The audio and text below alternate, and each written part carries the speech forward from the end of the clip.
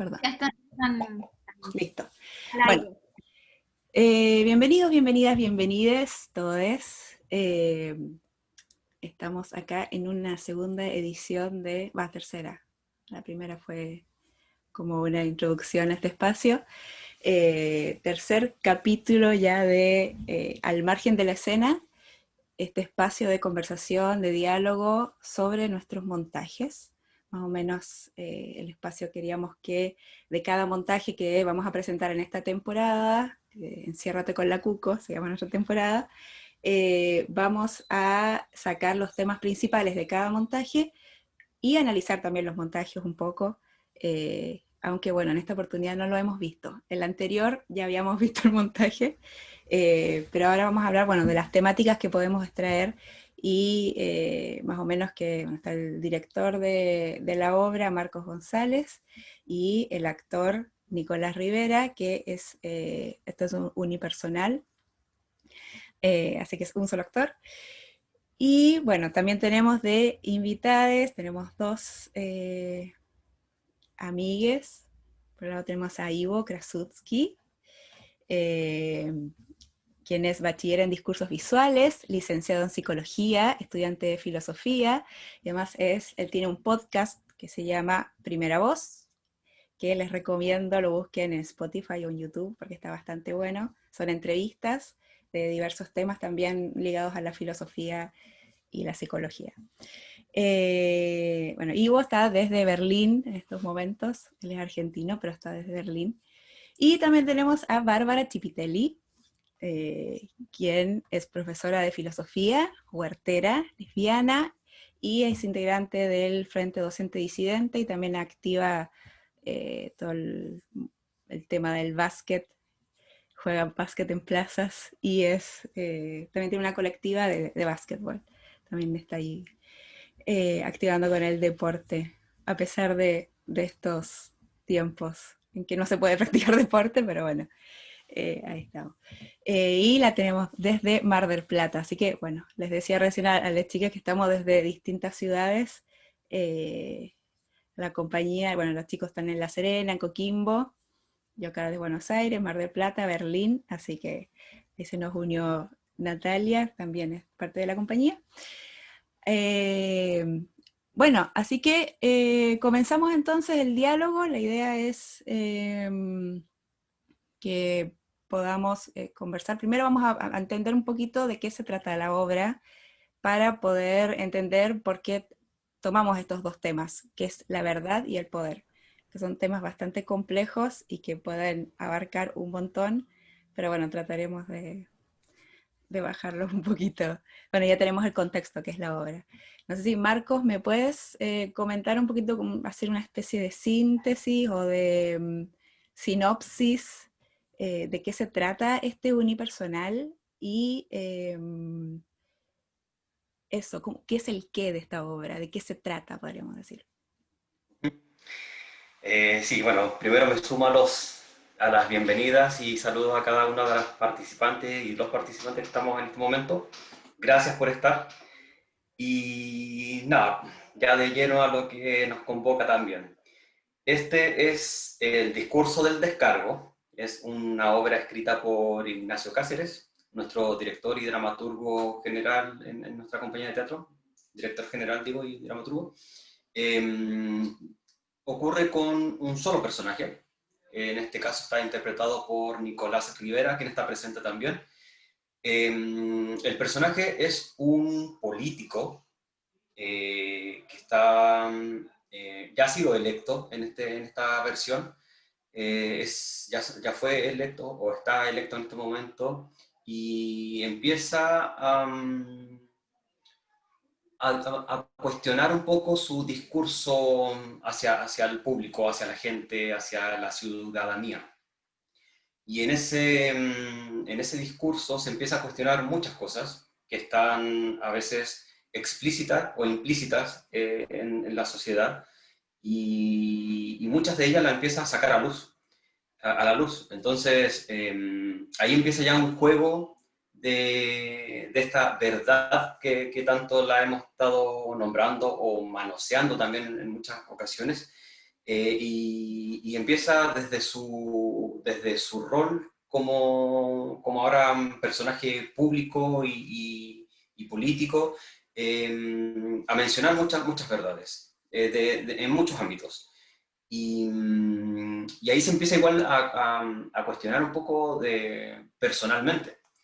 Hay muchas, no sé si trancas, podríamos decirle, o muchos temas que también de una u otra manera le afectan a él como persona, o como ex ciudadano también, y ahora ya con otro cargo, o simplemente cosas que desde él se pueden lograr soluciones, y aún así las puede tal vez malograr o ensuciar un poco, como siguiendo un poco la línea de lo que a veces se manosea tanto, se ensucia y llega como resultado de la manera que nosotros las recibimos, las percibimos desde estas personas. Eso y... ¿Qué más? Se cuenta un poco eso, como el cómo también yo ahora desde este punto de vista o desde este cargo, cómo puedo yo también ahora denunciar o sentirme parte o libre, con esa libre expresión quizás, de poder denunciarlas y volver a abrir a lo mejor esos no sé, baúles de tantos temas tabúes también, y sacarlo a relucir para que la gente se lo cuestione, lo dialoguen, lo solucionen, se hagan cargo también las mismas personas de denunciar también cosas que a veces las dejamos o las recibimos tan pasivamente y las dejamos ahí, las recibimos nomás y no nos hacemos cargo en realidad como de tantas cosas que sí nos afectan de una manera y simplemente porque pensamos o creemos que a lo mejor no podemos solucionarlas nosotros como ciudadanos, pensamos que a lo mejor no van a tener nunca esa solución. Pero da como igual para entender y para dialogar y reflexionar también de todos los puntos de vista, desde el rol del personaje como político, desde uno como ciudadano simple, y así. Eso como a grandes rasgos más o menos el montaje. Ujú. Em, Eso, no sé si más o Sí, menos queda claro, o no sé si Nicolás quisiera agregar algo ahora, o Carla, no sé si quiere. sí, le voy a Otros. preguntar a Nico si, bueno, esto que dice Marcos de querer destapar estas verdades, eh, sería como el objetivo del montaje o es lo que persigue el personaje. Tú, no sé si lo habéis pensado, como que persigue el personaje al querer decir estas verdades. Yo creo que bueno, según lo que, hola, primero, Hola. gracias por este espacio. Hola a todos. Bueno, quería contar primero que para mí como actor, mi primer desafío, o sea, fue un gran desafío porque primera vez que actúo en un unipersonal. Ujú. Y bueno, según lo que decía Marco, también es como la búsqueda del personaje, según lo que tú preguntas, es, claro, es como cuestionarse la verdad, o qué es la verdad, o a qué apunta la verdad. Eh, Como que siempre está como cuestionando esto, también desde el poder, como bien decía Marco, es un candidato que ya fue electo, también se cuestiona el poder que tiene ya de poder conducir, de poder decidir por los ciudadanos y de qué manera también decide cuáles son mm, sus valores para también poder desempeñarse en este cargo que es tan cuestionado, sobre todo ahora después de un estallido social. Bueno, esta obra fue escrita antes del estallido social, pero como que post estallido social como que encajan o se sincronizan muchas temáticas y cuestionamientos que también yo lo relaciono como con lo que está pasando con la ciudadanía, que también nos estamos dando cuenta de cómo funciona la política realmente, de cómo se están decidiendo las cosas, de cómo nos hacemos cargo como ciudadanos de conocer las leyes, de nuestros derechos, nuestras obligaciones. y también de qué manera se organiza también la ciudadanía para poder contrarrestar estas malas prácticas políticas.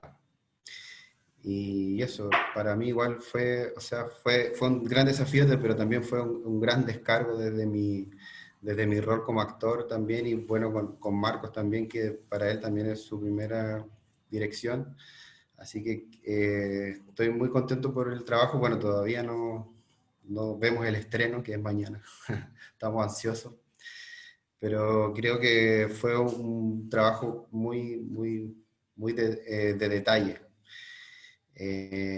Y de experimentar, de buscar nuevas formas y adaptarse a este nuevo formato también de Zoom. Eso podría decirte. Genial, sí, sí. Bueno, entonces,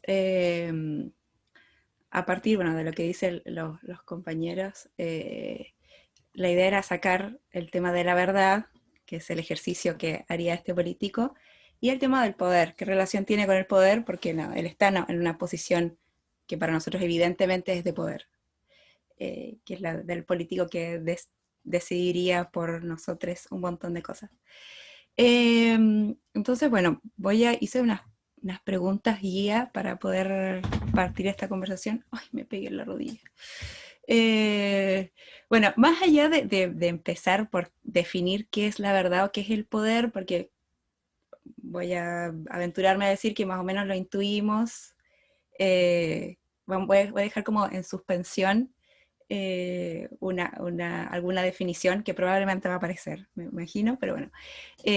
Más allá entonces de qué es la verdad o qué es el poder, me gustaría poder analizar la relación entre estos dos conceptos, pensando en que podemos asociar la verdad a un conocimiento, ¿no? Como la verdad es algo que se conoce o que se sabe, es una información o algo, ¿no?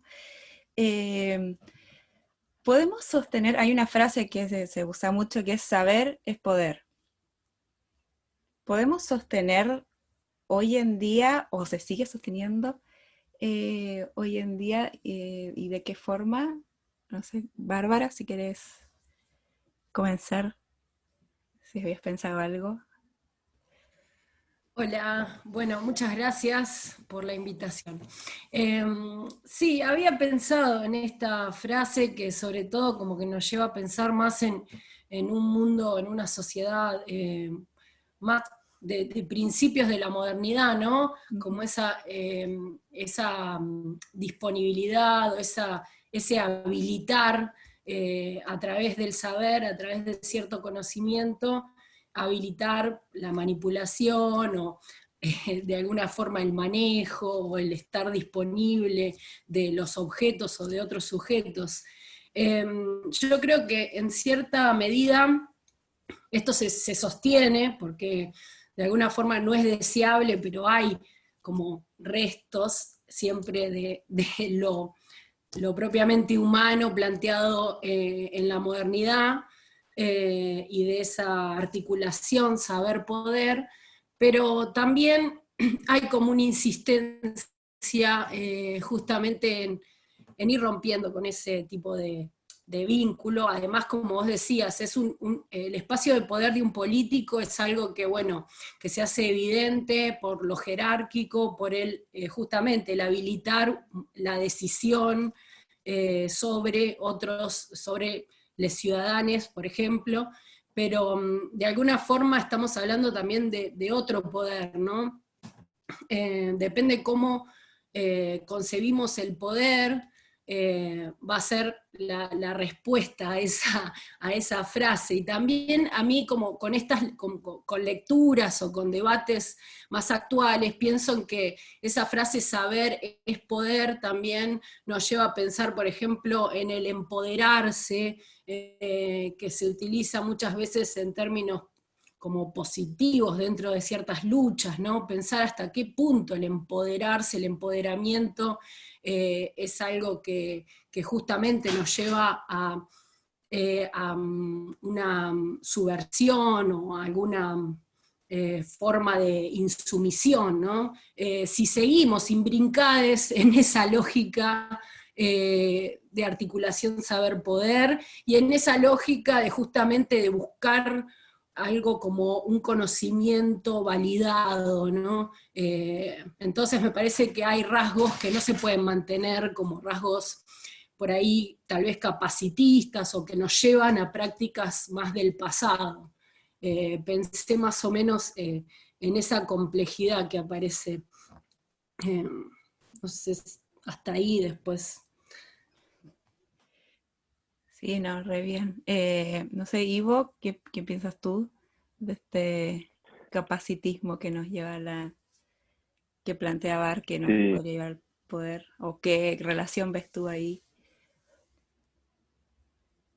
sí, yo ante esa pregunta de poder saber, automáticamente pensé en decir que sí, que eso se puede seguir sosteniendo, y ahora escuchando lo que dice Bárbara, está buenísimo ese reparo quizás, aunque seguiría sosteniendo, ¿no? Que el saber es poder. Yo pensaba, aunque si bien se enmarca este problema en términos de un político, en una sociedad en donde hay un sistema de representación y democracia vigente y demás, también se puede pensar este tema del poder es saber o el saber es poder en el ámbito de lo individual, cuando pensamos en que el conocimiento que alguien tiene sobre el mundo o sobre sí mismo o sobre lo que sea, determina un montón las posibilidades y capacidades que esa persona va a poder desarrollar o performar.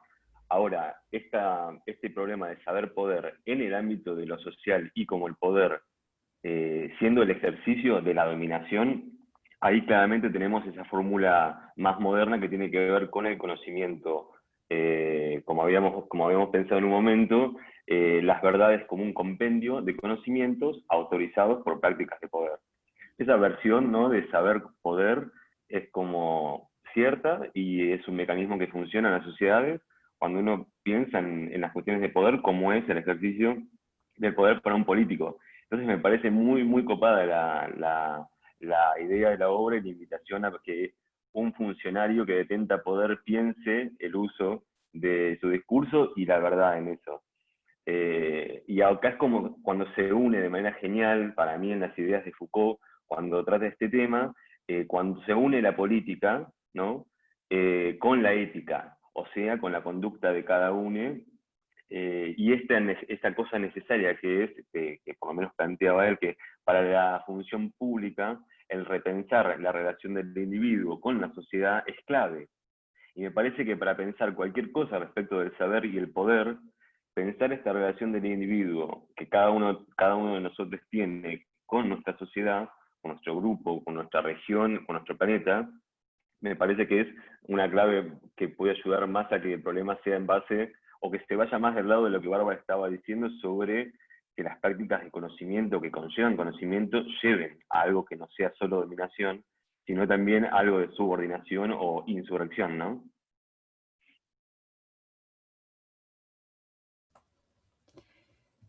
Pero en ese caso, bueno, no sé, Bárbara, ¿lo insurreccional también sería un poder o sería otro poder? Es que creo que lo que por ahí no quisiera caer, o que quisiera establecer en esta charla, es que el poder no solamente es dominación, ¿no? Ejercicio de dominación. Ujú. Sí se lo puede pensar así y estudiar de esa manera, pero cuando también el poder conlleva, qué sé yo, no sé, el empoderamiento, como decía Bárbara, es decir, nuevas posibles que se abren en el comportamiento de alguien o de un grupo, eso también es poder, digamos, es poder tener esta capacidad de autogobernarse y moverse como uno prefiera. Pero claro, el poder entendido en términos más generales es siempre dominación, ¿no? Y en ese punto inclusive la autodominación también. Es el problema que tenemos con los términos quizás. Pero me parece que estas dos vertientes están en el problema. Y creo que la obra apunta, por supuesto, a la parte política, ¿no?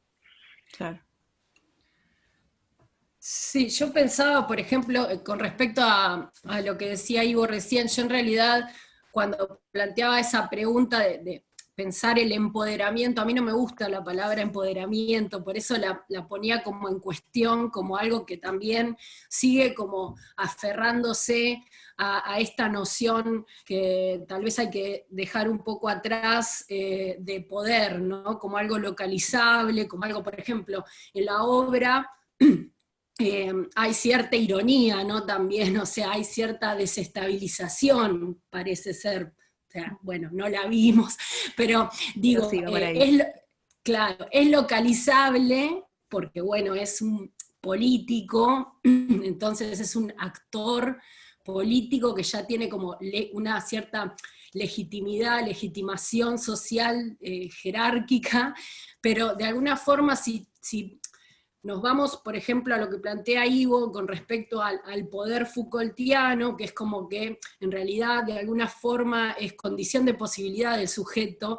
Ahí ya es como, me parece como el poder, o sea, no es localizable, entonces ya ahí es como, entramos en otra dinámica, ¿no?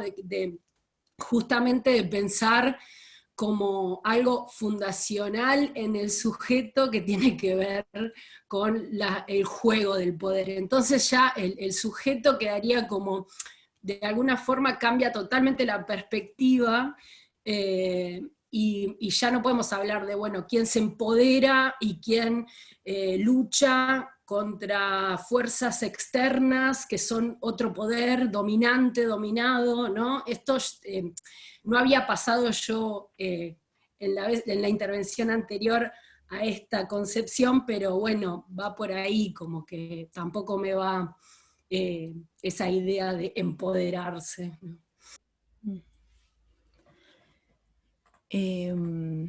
Ay, espera, me equivoqué. Perdón. Bueno, siguiendo con este tema claro, la relación verdad y poder, podríamos pensar también que la verdad entendía como un discurso, o como, sí, como un discurso. Esta pregunta sí entendía como que fuera un discurso. ¿Cómo podemos pensar, o sea, cómo algunos discursos, cómo cree que se produce que algunos discursos o formas de saber se legitiman como los verdaderos o los únicos verdaderos? ¿Cómo llega a suceder que un discurso de determinada forma o de determinada verdad eh, llega a legitimarse como esto es? Y bueno, no sé si quieres responder. Bueno, sí, así vamos uno y uno. Tienes el micrófono abierto. Ah, bueno. Sí, con este punto me parece que es re importante y re interesante recurrir a la historia, porque lo que me fui dando cuenta, por lo menos en esta problemática, que aviso, verdad y poder es un tema que es recontra, qué sé yo, revisitado y conocido por los que estudiamos estos temas, y la verdad que me fui dando cuenta que cuando se intenta pensar en, bueno, a ver, en este caso en particular, por ejemplo, en mi país, Argentina, ¿qué es un discurso hegemónico? Cuando lo pensamos únicamente, digamos, en términos de los conocimientos institucionales, académicos y demás, ahí la historia de las disciplinas me parece que tiene muchísimo que decir y por ahí no es interesante repetirlo, aunque eso existe y está, ¿no? Digo, la historia de las ideas en las ciencias humanas, eso es muy interesante de ver las luchas de poder que hubo para que cada teoría, término y idea hegemónica tenga su continuidad. Pero me parece más interesante por ahí pensar en la opinión pública de la que detenta un político, por ejemplo, de la que detenta, hace uso y también sufre un político, esa parte de lo que se comunica, de lo que es, me parece súper interesante de pensar en darse cuenta de que en nuestra era, y ya no tanto en la sola modernidad, sino más en la contemporaneidad, los medios de comunicación son más que nunca un producto, es decir, que alguien los posee. Y en ese punto es recontra importante ver, bueno, cuál es la historia de esos medios de comunicación hegemónicos, que son los que detentan y hacen circular la opinión pública. Y ahí nos damos cuenta, por lo menos en mi país, en Argentina, que un discurso es hegemónico mientras que sus dueños lo mantengan.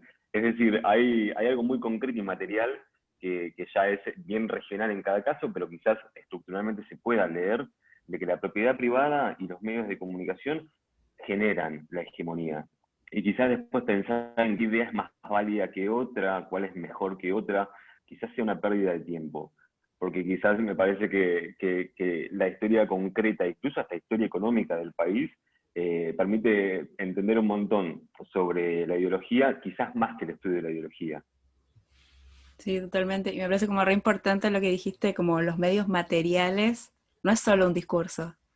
Hay algo que sostiene como materialmente ese discurso. Y eso es lo importante. Bueno, Ivo mencionaba que eso sucede en su país. En su país. En nuestra Bueno, región, obviamente. no, Pero, pero pero bueno, quería... me apuntaba a Argentina por una cuestión de respeto. no, está bien, está bien, está bien. No, lo digo yo riéndome de mi situación.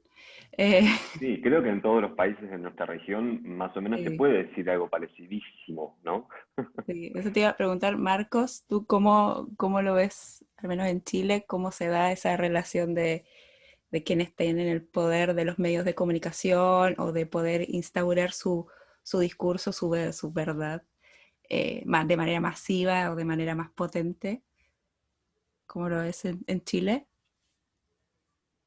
Lo veo quizás muy parecido. Por ejemplo, igual estaba pensando en eso de que los medios de comunicación juegan un rol importantísimo en cómo hacer creer que puede ser algo tan verdadero como falso también, pero se encarga mucho eso, y yo creo que tiene mucho que ver tal vez el, el gobierno que está a cargo también. Si es que estamos hablando así como un poco ya lo político, qué sé yo, no sé, puede ser que a lo mejor los medios de comunicación principales como televisión, radios, prensa escrita, qué sé yo, también se suman un poco al gobierno de turno, por decirlo de una manera, y obviamente te crean una realidad o una imagen de lo que se considera verdadero como para beneficio de los que están a cargo o algo así. Ujú. Sin embargo, a lo mejor puede ser totalmente distinto a cómo uno lo está percibiendo, viviendo o analizando o reflexionando acerca de lo que ocurre.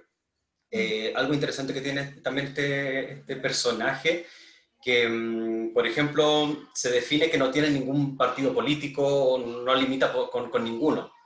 Sin embargo, igual tiene cosas como de todos los grupos políticos. Entonces, al final, como que hace un cuestionamiento o una reflexión tan general que, claro, a lo mejor pueden haber gobiernos tanto de derecha como de izquierda que pueden tener cosas muy positivas para el beneficio del pueblo o de los ciudadanos, y pueden tener también todo lo contrario, todos los estilos políticos. Entonces yo creo que, claro, cómo llega a, no sé, a masificarse esa credibilidad de lo que se considera como verdadero. No sé, yo creo que va como por ese lado, como canalizan un poco la información para hacernos creer y no sé, y casi como tenernos ahí como los conejillos de India, que estamos ahí como a prueba de todos y de todas. Y eso, no creo que se aleje tanto nuestra realidad nacional como la de otros países, sobre todo latinoamericanos, quizás. A lo mejor por realidades culturales, geográficas o qué sé yo, pueden haber algunas diferencias, pero mientras más cercanos estamos, yo creo que se asemejan bastante, creo. No nos alejamos demasiado. Ujú. Eso. No sé cómo lo ves tú también, Nico. Pensaba también en esto de pronto que tienen el poder de lanzar una información que podríamos decir que es dudosa o que no es tan así, y que después, bueno, se comprueba, por ejemplo, que no es verdadera, pero no tienen ni siquiera se dan la tarea o el esfuerzo de desmentirlo. O sea, ya queda eso ahí dando vueltas, y aunque sea falso, ya esa imagen quedó implantada eh, en la gente. ¿Crees que están así o no? ¿Cómo lo ves tú?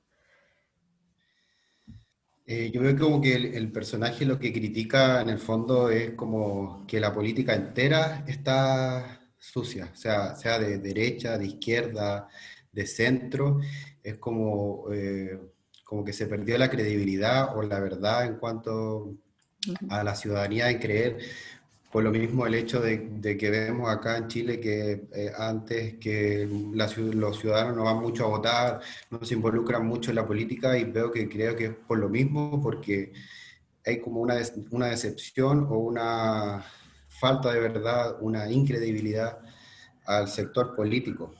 Por eso también lo relaciono igual con el estallido social, en que se está pidiendo un cambio como de raíz de la Constitución para poder crear una nueva política o una nueva verdad o con más credibilidad, creo, como eso. Claro, como que la gente asocia lo político a los políticos y de pronto se Claro, desentiende de su rol político. Digo, todos tenemos un rol político en la sociedad. claro, Y bueno, y pasa mucho. En Chile cuesta mucho que la gente milite, por ejemplo, por esto. Y lo veo como muy distinto a Argentina, que a la gente le gusta más militar, al menos mucho más que en Chile. Eh, eh, ¿Iba a decir algo, Ivo? Perdón. No, en realidad quería decir esto, que justamente me parecía que una de las conductas que fueron produciendo por ahí los medios hegemónicos, y creo que es regional, por una cuestión de conveniencia regional, es también el desinterés ciudadano, ¿no? Pero al mismo tiempo, ¿quién podría, al mismo tiempo me respondía yo, bueno, pero ¿quién podría no entender el desinterés ciudadano cuando uno ve cómo funciona la ciudadanía o el Estado como tal? Entonces, nada, una paradoja que quería compartirles nada más. Claro, es como vernos tan pequeños frente a un gran poder, eh, ¿no? Pero en ese sentido también pienso como en, bueno, si se instaura un gran discurso como que nos parece muy gigante, que no, contra el cual no podemos como competir o darle la vuelta, también puede ser que estas lógicas de imposición de discurso también se den en micros espacios o en ámbitos a lo mejor que nosotros mismos nos relacionamos. ¿Puede ser o no, Bárbara? Sí. Sí, yo primero quería, venía pensando en lo que decían recién, y quería hacer una intervención con respecto a eso, al tema de qué creemos, o sea, en qué sistema de creencia nos posicionamos, ¿no? Muchas veces, porque acá también hay una insistencia en mostrar como lo político como algo súper negativo, por lo menos desde la derecha, ¿no?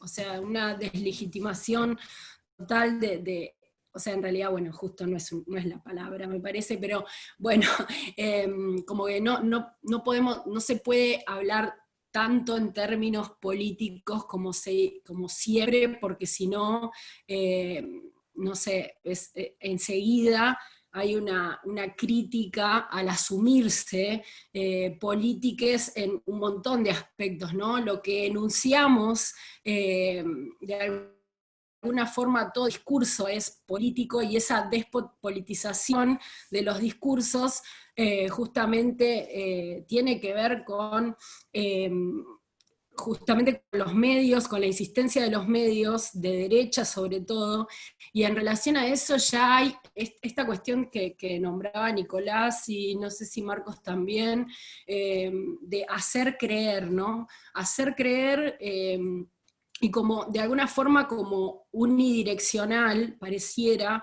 desde los medios hacia la población, y me parece que no tendríamos que pensarlo solamente así, sino que justamente también hay algo previo justamente en ese movimiento, en esa interacción, que es quiero creer esto porque quiero seguir creyendo en lo mismo, y porque, bueno, estoy en un grupo que se maneja de esta forma y voy a buscar el discurso que se adecúa a lo que yo ya pensé para no entrar en conflicto, ¿no? Entonces me parece que gran parte de la población que se dice apolítica o que odia la política está en esa, ¿no? Está medio en buscar lo que ya pensé y no modifico nada, y me parece que eso es súper peligroso también en un punto.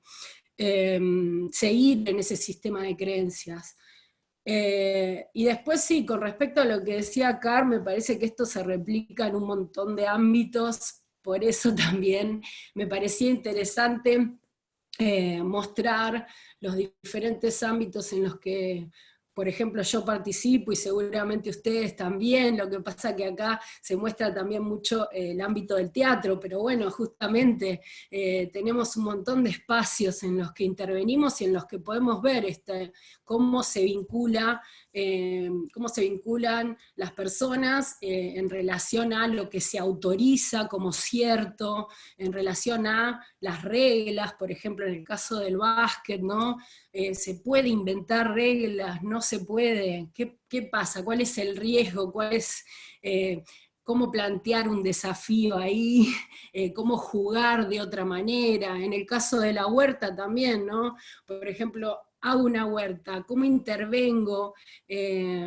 ¿No? Ahí ya es como una manipulación de lo que se cultiva, entonces, bueno, saco el yuyo, no lo saco, la maleza, ¿qué llamo maleza? Si me sirve, si sirve al humano, entonces para la ensalada es vegetal y todo bien, lo cultivo, si no, no, lo desecho, ¿no? Entonces como que todas esas cuestiones tienen que ver con la verdad y el poder también. Me parecía bueno como vincularlo de alguna forma y verlo en todos los aspectos en los que participamos. Sí, total. No sé qué. ¿Ibas a decir algo, Ivo? Perdón. ¿No? Ay. No, esta vez no.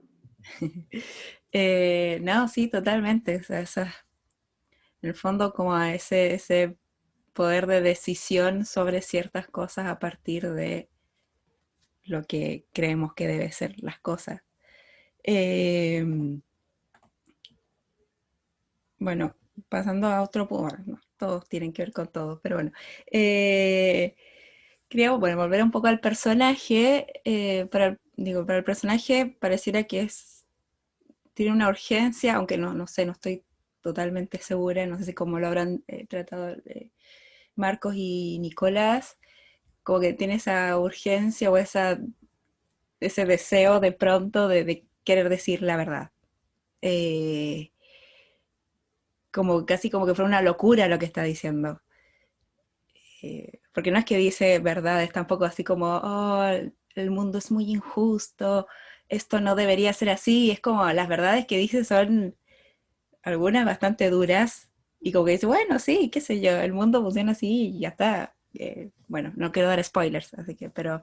Claro, es eso, en el fondo, claro, quizás no dice grandes verdades, porque a lo mejor pueden ser verdades que ya todos las sabemos, claro.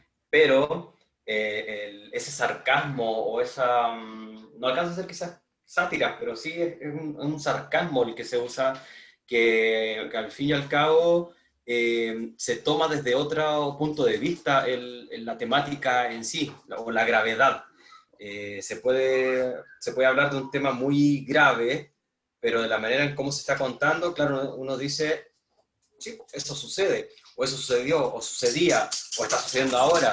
Entonces, al final, es el cómo se va contando estas verdades, que pueden, insisto, pueden ser sabidas por todos, por todo el mundo, pero en cómo, desde el rol del actor, o desde el rol de dirección, o desde el mismo personaje, cómo se va contando ese detallito, ese mensaje en el fondo, Ujú. que puede ser o no puede ser ya sabido, pero claro, el cómo hacerse cargo para denunciarlo nuevamente, o para volver a reflexionarlo, o para volver a ponerlo en la mesa para recordar que hey, todos nos olvidamos muy fácilmente. Se dice que en chileno olvidamos rápidamente las cosas, sobre todo las más graves, no sé, nos meten un bono y nos olvidamos de todo lo demás. Entonces, claro, cómo volver a repetir un poco la noticia para nuevamente hacer recapacitar y Ujú. reflexionar acerca de eso y denunciarlo y que se tomen, no sé, como las cosas como legalmente a favor de los que denuncian, una cosa así. Ujú. Bueno, y en ese sentido también pensaba en que o la pregunta que dejo acá, si es en ese sentido, o cuando de pronto denuncio algo, eh, cuando digo algo que no se debería decir, porque eso que tú dices, Marco, como bueno, más o menos todos sabemos, pero hay cosas que no se dicen de pronto. Y pensaba en esta pregunta, si es un riesgo decir la verdad, a ver, en algunos ámbitos. No sé qué piensan. O es liberador, o es un acto... porque en el fondo también como que valoramos decir la verdad, ¿no? Es lo que hay que hacer, hay que decir la verdad. Pero por otro lado, o no lo hacemos, o decimos esta frase como la verdad incomoda, eh, o hay verdades que son políticamente incorrectas. eh, entonces pensaba como qué valor se le da a la verdad, o se le da, o depende del ámbito también. Claro, me parece que, o sea, tiene mucho que ver, si hablamos de lo experiencial, creo como que está bueno, por ejemplo, tiene que ver con la fidelidad que uno tiene por ahí con lo que vive, con lo acontecimental también, como me parece que en mi caso, por ejemplo, si yo pienso en una verdad que me haya liberado, o sea, pues tendríamos que hablar de verdades, ¿no? Ujú. Cuando se habla de, mal dicho, ¿no? Pero salida del closet, ¿no? Si pensamos en ese ejemplo de alguna forma, hay verdades que incomodan, ¿no? La verdad incomoda. Hay una película que está buena que sobre, bueno, en realidad sobre temas ambientales, ¿no? Pero en realidad la verdad incomoda más que nada, molesta, como que libera, pero también de alguna forma no sé cuándo conviene, cuándo no. Hay que pensar como de alguna forma estratégicamente en esos momentos de, digo, tal vez te afecte más negativamente que positivamente y no sé, me parece que si hablamos desde ese punto de vista, si hablamos más desde lo colectivo, desde la denuncia, y me parece que hay que hacer una diferenciación, ¿no? Si hablamos desde la denuncia, por ejemplo, no sé, el uso de agrotóxicos, y mostramos las estadísticas de los casos de cáncer de una población, o sea, ya ahí estamos hablando en otro nivel de compromiso, de responsabilidad colectiva, entonces me parece que en ese punto se podría relacionar un poco más con la temática de la obra y demás, ¿no? Ujú. Creo. Exactamente, sí, totalmente. Tú, Ivo, no sé qué piensas. Es un Sí, yo acto. respecto de eso, de si hay riesgo en el momento en que uno denuncia, lo que significaría o tomarlo como emite una verdad, ¿no? Grita una verdad. Y me parecía también interesante pensarlo a nivel de las relaciones interpersonales, en esas pequeñas mentiras que ayudan a que las relaciones de dos o de tres, o las pequeñas relaciones sociales vayan mejor, las mentiritas blancas, las cosas que uno va, incluso los hábitos, buen día, ¿qué tal? ¿Cómo estás? Bien, vos, ¿cómo estás? Que nos ahorran tiempo y economía, digamos, en las interacciones. Ese tipo de cosas me hacen pensar mucho, ¿no? En que la verdad y la mentira realmente configuran mucho de lo que nos hace interactuar, y tanto así como las mentiras a gran escala. Si esas eran si esas eran mentiras o verdades a escala chiquitita, las grandes verdades y mentiras como la religión, la nación, la familia, el trabajo, son grandes falsedades, si se quiere, porque no son algo existente, en las que nosotros creemos y hacemos funcionar. Entonces, esta cuestión de la verdad y la mentira, y en el momento en que uno se pone como sujeto y enuncia una verdad que para uno lo es, que involucra el conjunto, creo que ese es el punto en el que se pone en juego y hay un riesgo en decir la verdad. Lo que decía Bárbara sobre unas denuncias en la producción de todo tipo de productos con contaminación agrotóxica. Eso es mostrar que ahora, bueno, es un tema que está súper difundido y si bien no entiendo si se le está dando demasiada bola en realidad, pero sí que es un tema conocido, al principio, cuando esas denuncias empezaron a ocurrir, era poner el dedo en el sistema de producción tan feliz y eficiente que se venía teniendo. Decir, bueno, no, este sistema contamina. Entonces, ya sea al interior de un grupito chiquito o al interior de una sociedad, cada vez que uno dice una verdad que compromete a quienes están en juego, ese es el punto en el que uno podría decir hay una denuncia, una verdad que se está emitiendo. Todo lo demás podría llegar a ser, bueno, ideas o discursos sobre lo que está pasando. Pero cuando se compromete la situación para todos los que están en juego, creo que la verdad ahí toma un aspecto riesgoso. Sí, en el fondo como pensar que la verdad, o el acto de decir la verdad, bueno, ya un acto es, o sea, es performativo. No hay, o sea, no va a quedar, no es solamente el acto de denunciar algo y chao, o sea, tiene un efecto Perfecto. sobre la realidad. Entonces, en ese sentido, tenemos esa conciencia y siento que quizás ahí nos vamos regulando cuándo decir la verdad o qué verdad decir, ¿no? Digo, a nivel al menos de nuestras relaciones interpersonales sobre todo. Eh, pero también quizás funciona a nivel macro, digo, el poder político que tiene esto como, bueno, no le vamos a decir a la gente para no causar alarma.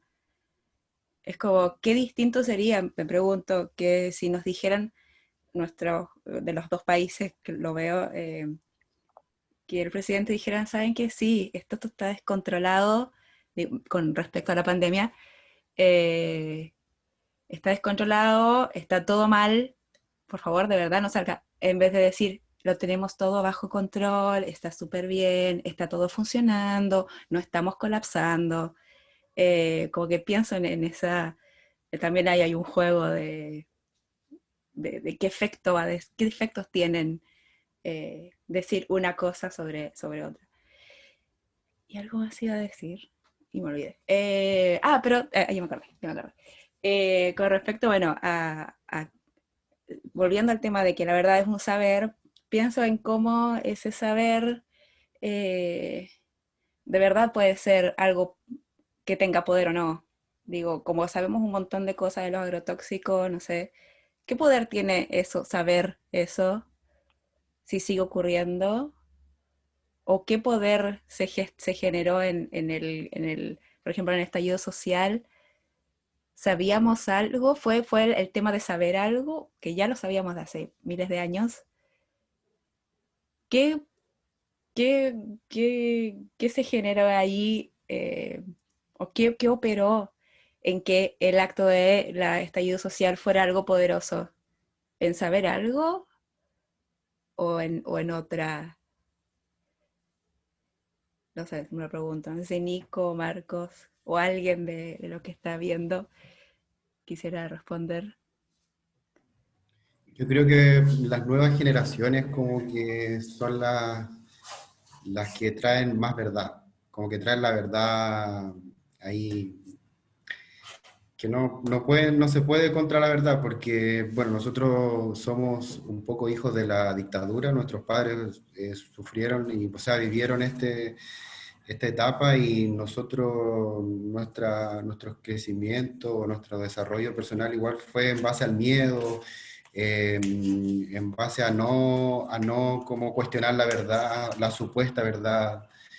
Y creo que se ha ido como acumulando tanto, tanto, tanto, y bueno, las nuevas generaciones traen esta verdad que ya no les da lo mismo, o sea, no, ni siquiera le importa su vida con tal de poder generar un cambio de conciencia, de paradigma para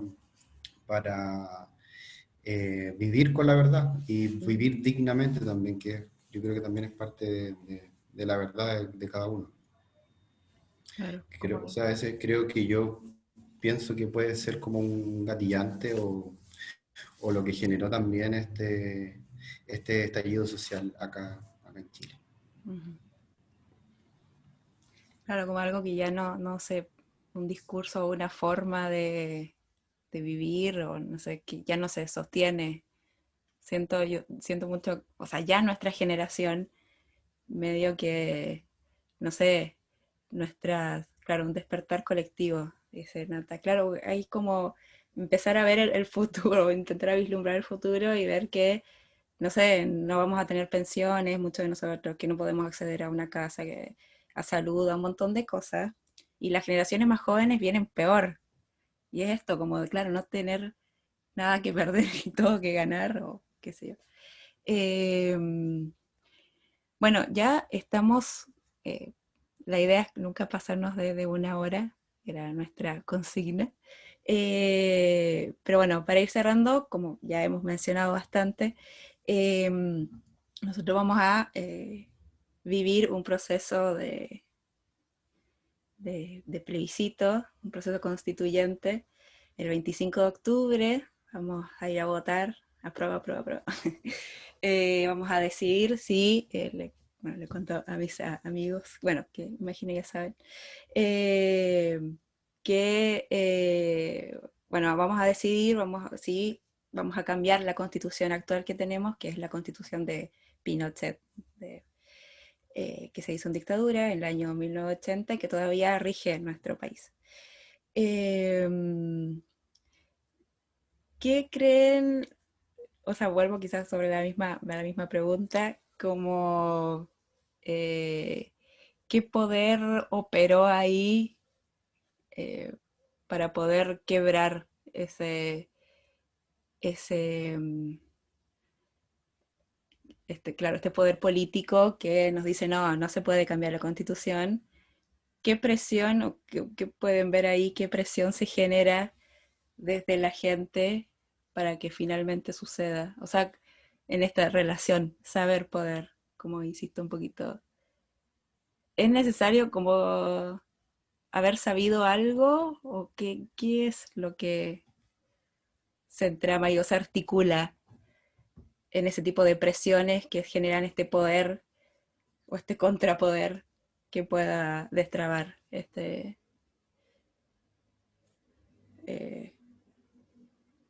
lo establecido? No sé. O falta un elemento ahí, aparte del saber y el poder. No sé si se entiende lo que estoy preguntando, pero... No, sí, Yo, sí, lo que... Ah, dale, dale. no, Bárbara, por favor. Bueno, capaz que estamos pensando en lo mismo igual, pero porque yo no me animaba recién porque claro, como no soy de Argentina y no de Chile, tal vez no sé, pero lo que se me ocurre, ¿no? Uh-huh. Así arriesgándome, que me parece que bueno, justamente en la repetición, en la insistencia del estar en la calle, ¿no? Y mostrar continuamente lo que están viviendo y que les toca, o sea, de lleno en las actividades cotidianas, desde mostrar una cotidianidad que ya es imposible de vivir, ¿no? Y tener insistencia, ¿no? Como seguir en la calle, para mí eso autoriza muchísimo, como en este juego de autorizar y desautorizar, ¿no? Justamente porque es un juego el configurar de alguna forma sistemas de creencia y demás, también tiene que ver con la insistencia, con la iterabilidad y con la insistencia en no queremos esto. Entonces me parece que es re importante la presencia en la calle y el mostrar disconformidad continua con esa forma de vivir. Me parece que en ese punto, no sé, me impresiona también que justamente cuando vos hablabas de que la participación política, tal vez política en colectivos y demás, acá en Argentina es menor, me parece que allá hay una fuerza insurreccional que acá no existe, y no sé si en algún momento va a existir, como que nos animamos a menos, me parece.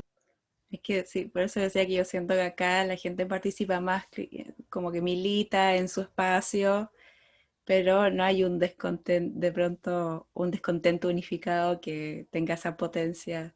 Bueno, quién sabe qué va a suceder. Nadie, no sé si alguien, a pesar de que se sentía un poquito en el aire, pero tampoco nadie imaginó que el 18 de octubre iba a explotar todo de esa forma allá en Chile.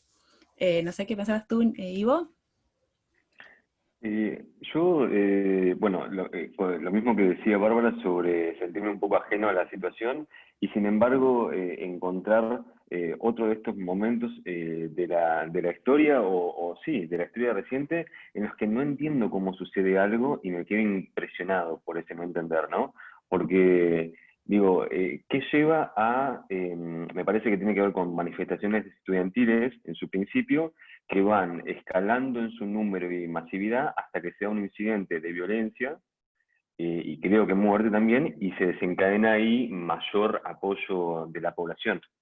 Y lo que no entiendo, y creo que tiene que haber ahí alguna clave, digamos, para poder entenderlo, es esta relación que estábamos estableciendo antes entre verdad, entre saber y poder, me parece que llega y se puede romper en el punto en que uno se escapa de las relaciones de poder, en el momento en que se puede dar a sí mismo un discurso, un relato, unos ciertos parámetros en los cuales entender el mundo y desde el cual moverse, ya sea para uno mismo o para su grupo más próximo y de militancia, de familia, de lo que sea.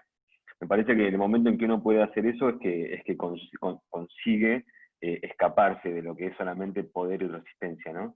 Y me parece que este tipo de movimientos que sucedió en Chile desde el año pasado es uno de esos. Y lo interesante está en que no se lo puede explicar del todo.